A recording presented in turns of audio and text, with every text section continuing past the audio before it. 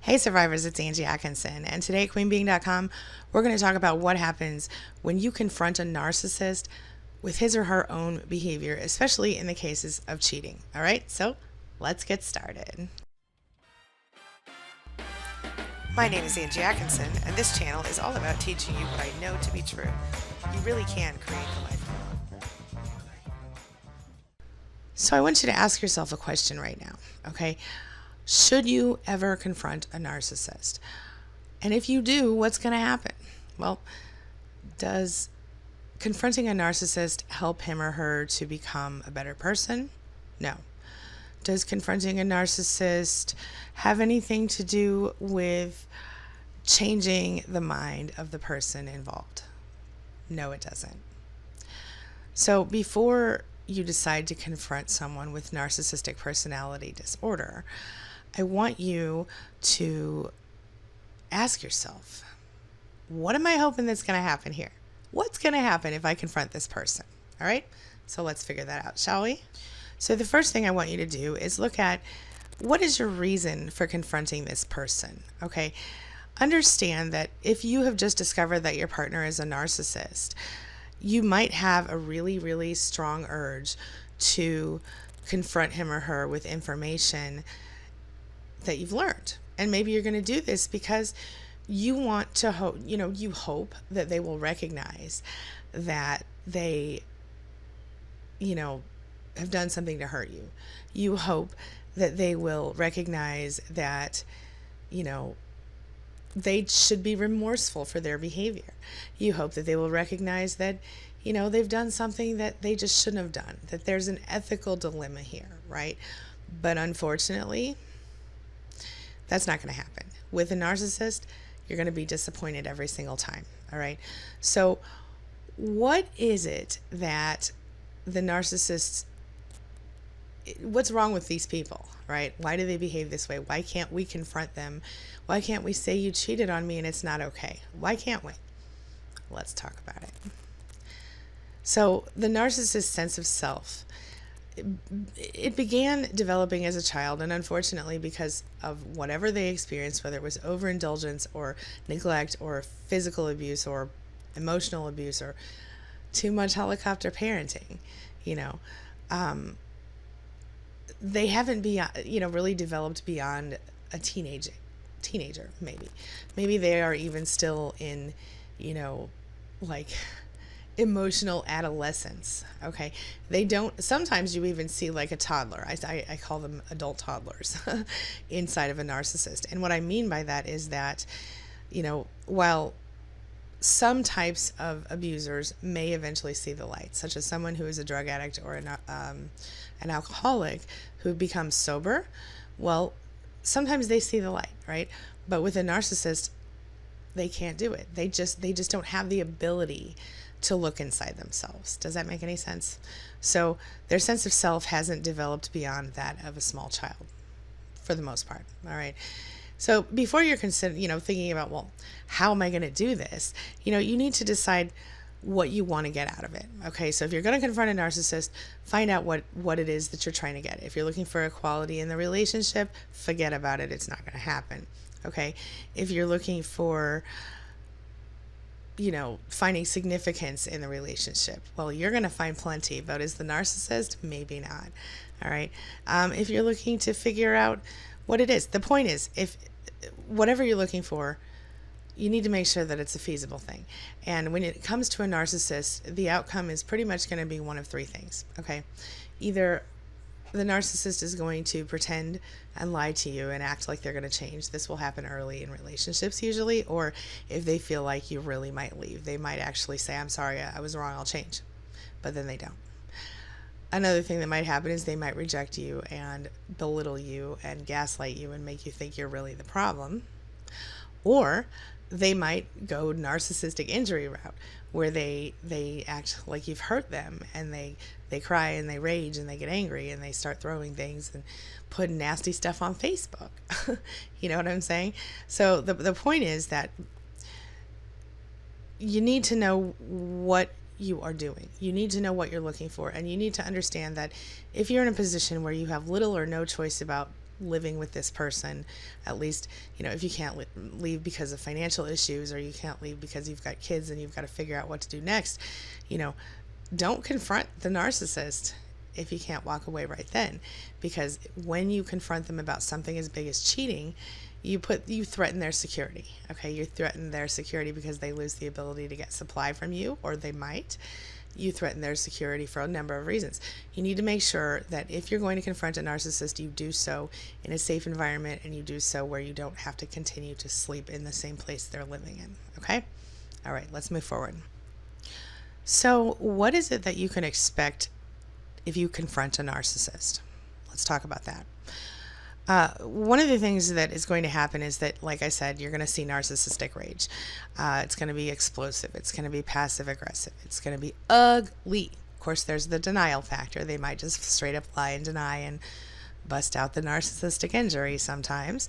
Or they might, call you a liar, twist reality, switch it all up, pretend that they are the victim. We've talked about that just recently, what happens when a narcissist plays the victim and why they do that. So understanding that if you're strong enough to cope with this, then maybe it's okay to bring it up wherever you are, whatever you're doing. But if you're in any danger physically, I need you to be okay. I need you to make sure that you don't put yourself in a place to be further hurt by the narcissist, okay? So let's just remember that. If you're in a position where you're being physically abused, I need you to get out before you take any of these tips that I'm sharing, okay? All right, so let's first discover why they go into a narcissistic rage, okay? So they become enraged this way because they believe that they haven't done anything wrong, that they're perfect, that they're beyond reproach, okay? The recipient of this type of behavior. You might be having someone be aggressive to you. You might have a narcissist who, does the blame game and the shame game. And, if you confront them about cheating, they might turn it around on you and say, well, maybe if you were more active in bed, or maybe if you came to me once in a while for sex, or maybe, maybe you're too unattractive, or maybe this, or maybe that, whatever their issue is, they may turn around their behavior and act like you've had something to do with it. Listen carefully to me, my friends. You didn't. It's not your fault. You feel me? Okay.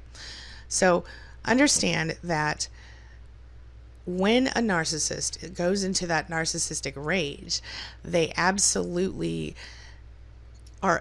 they cannot be approached. You must not engage them in any way when they're in that rage if you can, okay? At that point, they will not accept any sort of, difference of opinion. They will not, accept any criticism of their actions or of themselves. They are incapable during a narcissistic rage of hearing logic. They cannot. So stop. Don't waste your breath, okay? If they go into the rage, walk out. Go away from them, okay? Or at least stop engaging, all right? Narcissistic injury, of course, is a whole other deal. Now, this is any threat, real or imagined or perceived or whatever, that, makes a narcissist feel threatened, okay? They react. First, they get hurt. They play the narcissistic injury card, and then often they will turn around and switch into the rage. So they're like, oh, poor me, you're so abusive to me, you hurt me so much. And then when whether you react or not, whatever you do is not acceptable. So they flip back into the rage. This is going to happen whether you choose to engage or not, so you may as well not if they're going that route. It's just going to turn you into someone you don't want to be. It's going to put you at their mercy, and you don't need to be at their mercy anymore, okay? Narcissistic injury is when you hurt the narcissist's sense of self. It is when you cause a wound, perceived or imagined or real, to the narcissist's sense of who they are, to their grandiosity, to anything that causes them to feel less than what they need to feel in order to be okay. All right? So narcissists need to think they're perfect. And what it all comes down to is that if you give them any reason to think that you don't think they're perfect, they look for, ways to tear you down and build themselves back up. Okay. And so they become indignant. They are defensive. They are angry. They are hurt.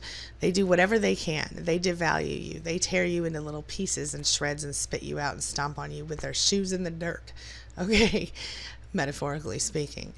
The point is that you will be subjected to the most severe and harsh and continual forms of emotional abuse that you've ever experienced, not to mention harassment, guilt, blame, all of that stuff, if you try to confront a narcissist. Is it worth it? I don't know. But you've got to have your standards. You've got to know what you'll tolerate and what you won't, okay? That's really important. So let's talk about, reacting to the confrontation. Okay. Generally, a narcissist will resort to feeling narcissistic rage on a passive level, or a passive aggressive level, or explosive level. Okay. You can't always know where the rage. Some narcissists, they have this white hot silence and you can just feel it when they're in the room. Others have a way of just vomiting their emotions all over you. And then you've got those who just straight up, I didn't do that, whatever, I don't know what you're talking about. Narcissists, right? If you're hoping to have a permanent positive change in behavior, you have to understand that narcissists need to think they're perfect. All right. They're going to react badly. That is what happens. Okay. Remember, so how do you do this? How do you deal with this? Okay. Well, this is how you confront them. All right. So the threat of abandoning a narcissist is the worst possible thing you can do, and so if you say to them, I will not tolerate this, I am going to leave you. Okay. Well, that's going to slow them down a little bit. Now, if you tell them that, that they've hurt you, they will take advantage of that, and they will not try to stop. They will try to make it worse. Okay. If you mirror the narcissist's actions and repeat his words back to you or her words, by threatening back. If they threaten, you threaten back. If they yell, you yell back. Is this productive?